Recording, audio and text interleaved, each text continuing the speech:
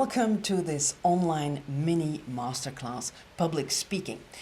Now, people on stages usually bump in against a thing or three. It's themselves, their story, or their audience. My name is Truus, like in the whole Truus and nothing but the Truus, and I give training to professionals, to entrepreneurs and leaders for them to perform on stage in full confidence and to be able to belong to the top 15% speakers of their niches, provided they do the work. Of course. Now that is a fearful claim to be making. So what qualifies me?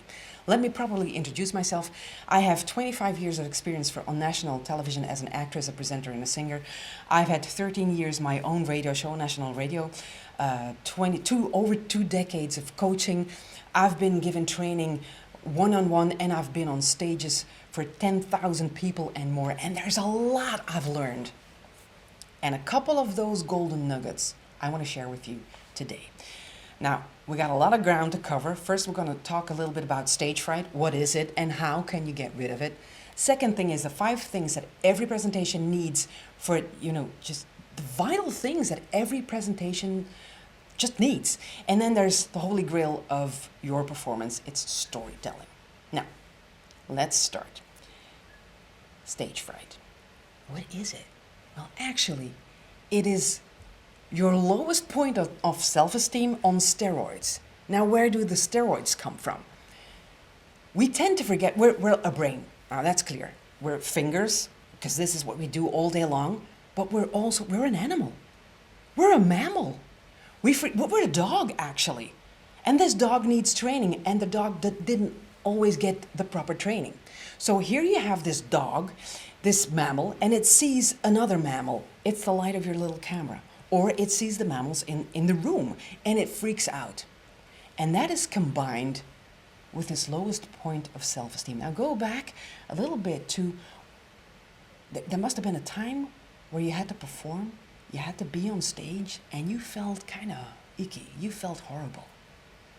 Isn't it true that that kind of horrible has the same flavor of those memories you have when people who were important to you said something that kind of hurt you? You're not smart enough. You're not bright enough. You're too loud. And you believed that. You started to act upon those words. You took them with you. They started living in your soul somewhere.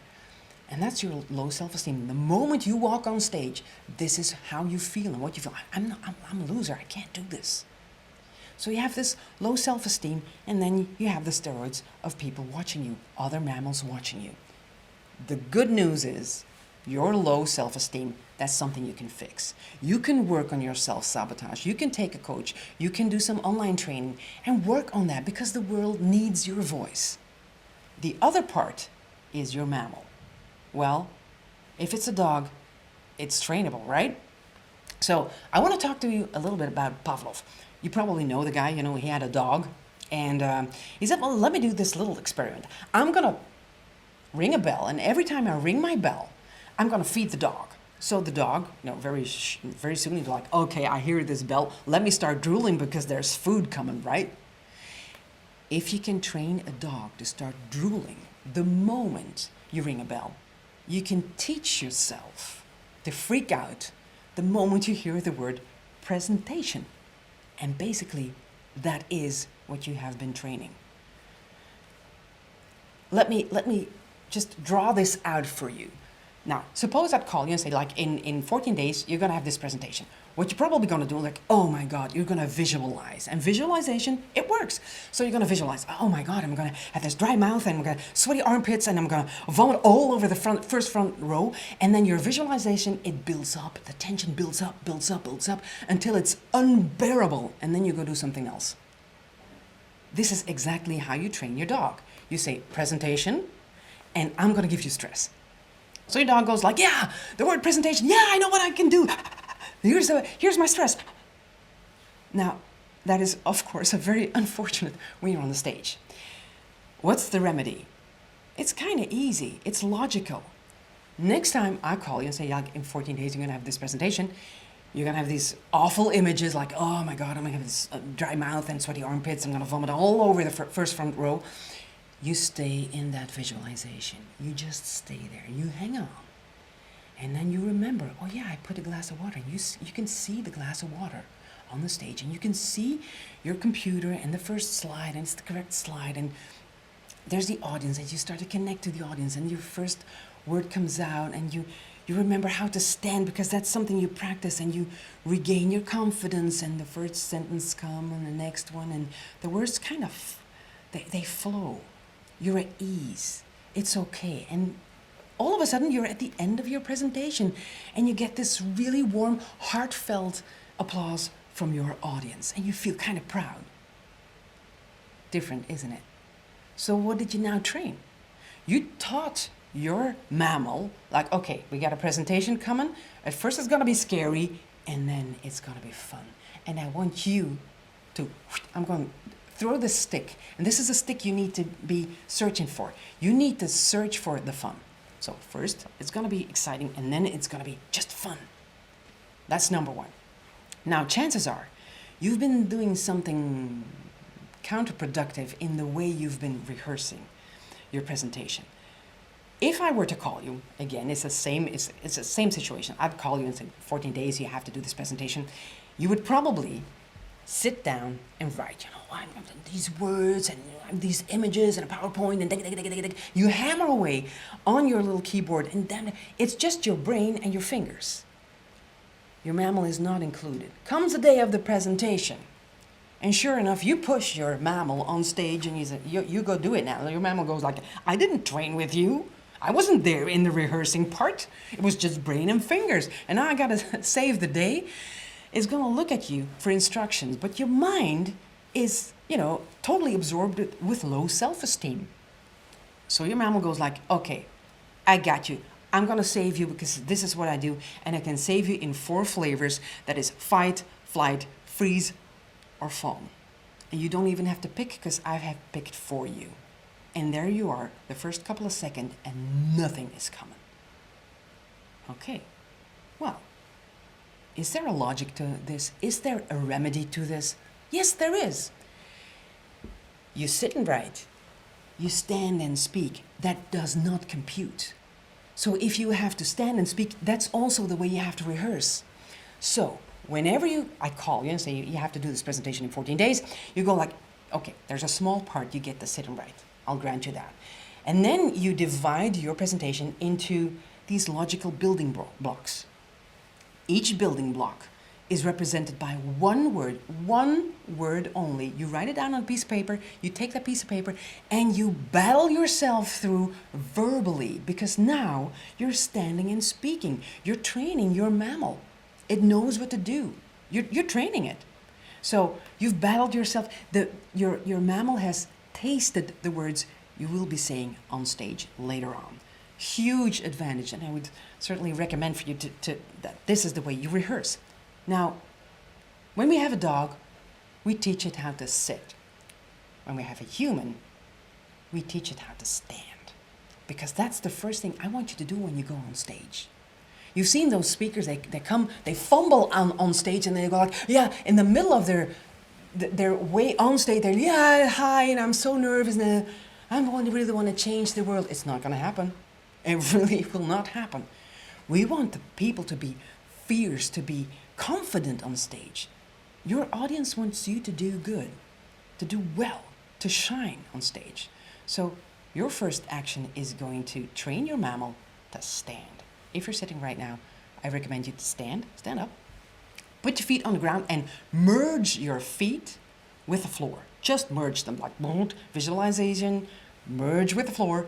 And now I want your knees to be loose. I want your hips to be loose. I want you to think of yourself as broad, as if there is a cord rising from the top of your brain, and then you switch on the light. Like this. Now you're standing. This is easy. You can train this whenever you're brushing your teeth or waiting in line somewhere. It doesn't matter. You got this. And your mammal knows exactly what it's supposed to do. So next time you go on stage, you first stand. Your mammal goes like, yeah, check, I got this. It's gonna be, it's gonna be at ease. And so your brain is gonna be at ease. Because if you wobble or you lock your feet or your legs, your brain is going to be wobbled or locked. and your audience is going to wobble or get locked, and you probably will lose them. So, okay, now we know how to stand. We got our little building blocks. I want to add another very vital component, breath. Life is better when we breathe. Now, there's this saying, it goes like, fear is excitement without the breath. And you probably notice when we're excited, we go like, yeah, oh, it's so exciting. There's a lot of breath. When we're fearful, you go like, and all of this breath is inside of us, and our vocal cords are a lot of tension, and it's just awful. And we're all pumped with this breath. The first thing you have to do is exhale. So you come on stage, you put your feet down, and you exhale. It's really simple. And your mammal is going to relax with you, and your brain is going to have all of the capacity for you to perform well. And we're going to add something to it, and that's identity. That's the same place we started, identity. You don't say like, I'm the loser and let me try and make something out of it. No, you go like, I'm a speaker. I'm a speaker. And this is how I grow. And the best I have to offer today is for you. And I'm going to give it in such a way that I actually enjoy this process. This is your mental state. You get to have empathy with your low self-esteem. Well, then you owe it to yourself to have some empathy with your talents, with your God-given talents. The world needs you at your best. So have some empathy with your talents. So we got our little, we got our presentation in building blocks. We know how to stand. We know how to move. Now it's time to bring in those 5 things that every presentation needs. Starting with the start of your presentation. The start of your presentation is not the moment you put your foot on the stage. No, the start of your presentation is at home. The moment you open your eyes on the day of your presentation, that's the moment your presentation starts. And you start building that energy, like, yeah, I got to do this presentation. Comes the moment of your presentation. Comes the moment you have to mount on stage. You're ready. Your energy is on. You don't have to howl it up from somewhere deep down below. No, it's there. You're ready to rock and roll. So your presentation starts. And of course, where is the end of your presentation? It is at home as well. You do not drop the ball. How many times have you seen speakers, they say their last word and they go like, they're gone. It's horrible to watch. If you're elevated and, relieved not to talk about your expertise anymore, then I'm not shopping your expertise at your place. Because your expertise should elevate you. It should energize you. You should be proud. So, comes your last word, you do not drop the ball. Comes the applause, you don't drop the ball, you return to your seat, you do not drop the ball. You come back on stage and you get your computer and stuff. That is probably the moment when someone's gonna tap on your shoulder and say, can we talk? Those are your clients, so you do not drop the ball. You load your backpack or whatever, your car, you drive home, you do not drop the ball because I don't want you landing somewhere at the side of the road. You come home, you greet your spouse, your lover, your dog, your cat, I don't care. You do not drop the ball because they get a piece of the energy as well. And then, only then, you get to say, damn, I'm proud. And then you get to release some of the energy because energy is the vital part of your presentation. What usually happens is no energy, not in the vicinity, and then all of a sudden they come on stage like, whee! There's a spike of energy, and then the rest of the presentation is like a struggle to keep it alive. Comes the last word of the presentation. Boom, whee! End of presentation, end of energy. You have to train your mammal to keep the intensity. So your energy starts. You build up. The beginning of the presentation starts, and you make like this smooth line that just lifts a little bit. You do not drop the ball. The energy keeps going higher and higher, the intensity. And this is the end of the presentation, and then the energy continues just a little bit more until you're at home. This is vital information for your mammal because it knows how to manage your energy. Vital, keep it in mind. And then there's contrast. I can go to this fancy full-star restaurant, order whatever, if the chef is going to put it in the blender and you get to suck it with a straw, part of the experience is kind of gone. This is what you do when your presentation lacks contrast. Is it alive? Is it some, do I have emotions in it? Do I have, is it fun to watch? Am I engaging? Is there contrast? And then there's number 5, your posture. And your posture is tied down to your identity. What do you think of yourself? Are you the loser? Like, let me hope to get this right. Or are you coming there to give your biggest gift? And I hope it's the last one. Your identity. It's vital because this is the point where people are going to connect to you. And connection is the main theme of storytelling. Now, this is a Disney slide, right? That is, well, that's hardly a coincidence because Disney knows something really well. They know how to tell a story because they know how to connect. Your first vital part of connection is emotion. If I feel like you feel, we got something to connect upon. All of the emotions are the same throughout the entire globe. Not for the same reasons, but the emotions are the same. Happiness is happiness wherever you go. And there's a second advantage to that. I can go on wherever place on the globe and I can ask someone, depict to me depression. Show me depression. Everyone is going to go, no. They're going to go, obviously they're going to go, Show me joy. Everyone's going to go, yeah. Or variations on that same theme. It's universal. And as soon as we have the emotion right, our body language falls into place.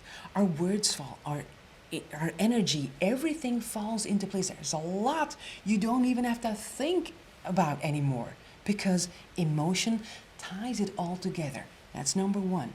Does my story have emotion in it? Second one is, does it have sensory information? Is it interesting for my dog? There's other dogs listening and seeing. Is it interesting for my mammal? I can talk to you about happiness. Yeah, I'm happy.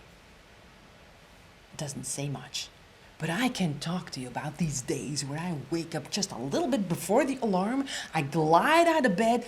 Damn, if I wasn't so sexy, I would date myself. I slide through my day like this hot chunk of butter through a hot pan.